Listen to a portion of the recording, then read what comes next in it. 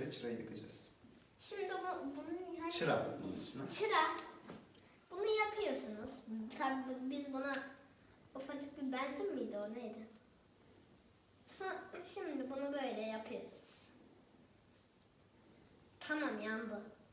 Sonra da buraya sürtüştürüyoruz. Bu zaten direkt yanıyor.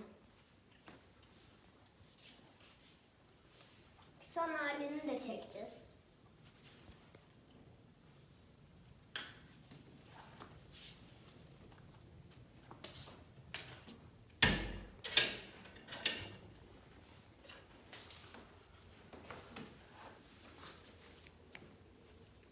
Şöyle yakılıyor.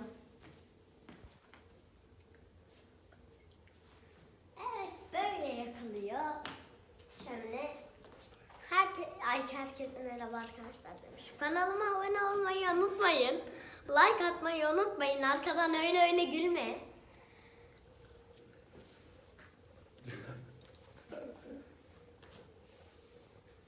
Şimdi biz çekiliyoruz.